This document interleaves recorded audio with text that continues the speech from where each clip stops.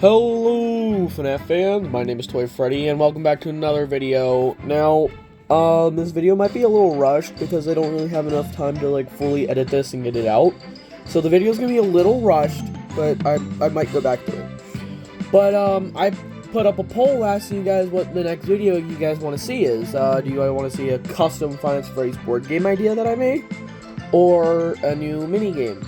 You guys chose the board game because you like making my life harder than it is. So, that's what I did. I made an entirely custom Finance Freddy's board game, and that's what this video is. So, let's get right into it. So, I'm not going to go into anything extra, we're just going to get right into the game itself. This is Finance Freddy's the board game. This is my second draft version of it. The first one just didn't feel that great. How it works is that it can be played one versus one or 2 versus 2. Or you can even do 1v3. How it works is that there's the Night Guard team and then there's the animatronic team. Now the main board pieces consist of main board, of course, that's what you play on. A door space, vent space, camera space, and object space. Now those are all mainly the gimmicks of the game. Now you do have stuff like tokens. So of course your guard token, animatronic, objects, doors, and cameras. There are of course cards, which are your actions, events, and abilities. Then there's your movement dice and your extra dice. Sorry if the audio's a little iffy, I'm having to cut stuff together.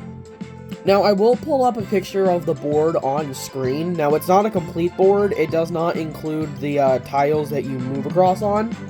But, as the guard, you of course will start in the office, and your goal is to move around the building, collecting these items, bring them back to the office. Once you collect all 5 items, bring them all back to the office, you win.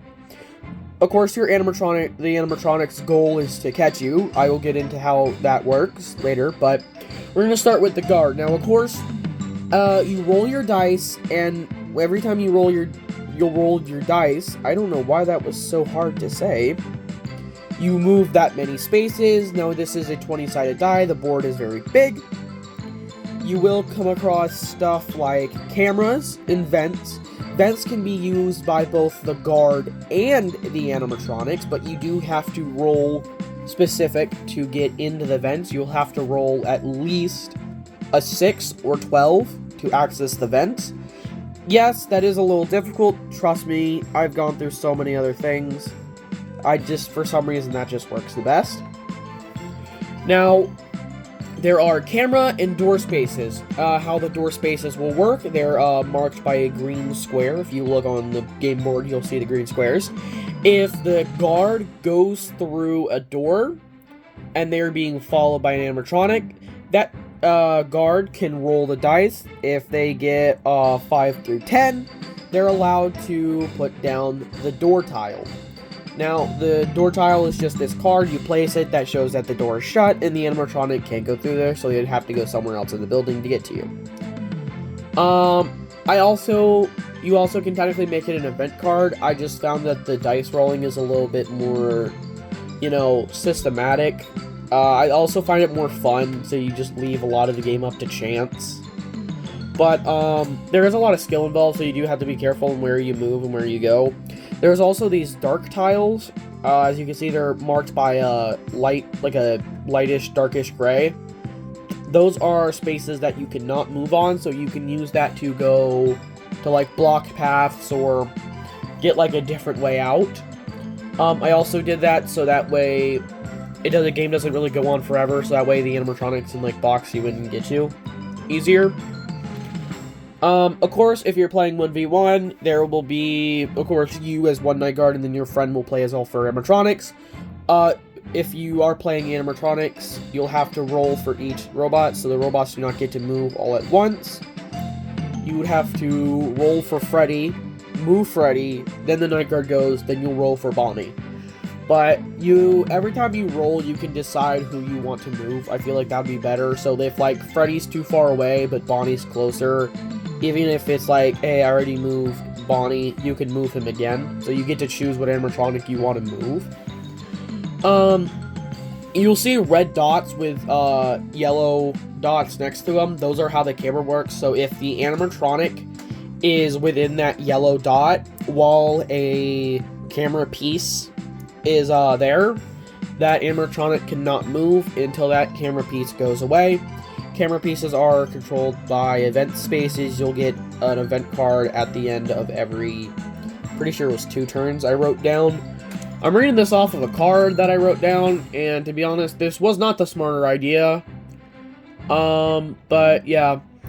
Of course, there are event tiles. I'll get more into that, but let's move on. Now, each animatronic does have their own abilities, such as Freddy not being affected by the cameras. Bonnie is allowed to move 1 extra space.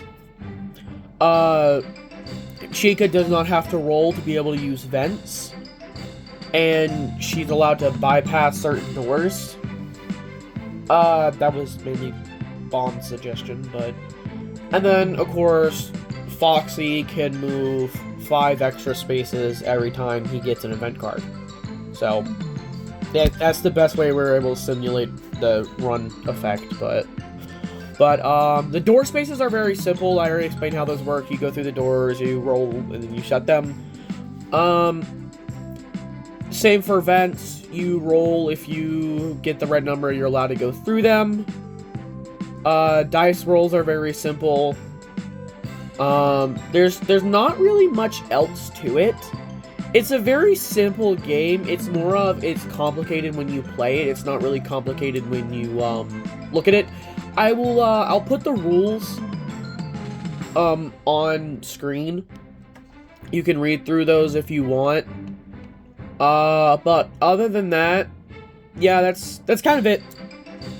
Not a very long video. Like I said, I really needed to get this out, and I don't have time to really make this look good or go into, like, very high depth about this, because I got the saddest thing known to man. I got a job. So, yeah, I have less time to record now that I have a job. So, until I figure out how to get this schedule to work, some of these videos aren't going to come out great. So, yeah. So again, I am sorry I had to get this video out, so please, make sure you like, subscribe, and hopefully I get to see you guys next time, and trust me, next week's video will be a lot better, I promise. So, thank you guys so much for watching, and I'll see y'all next time. Bye!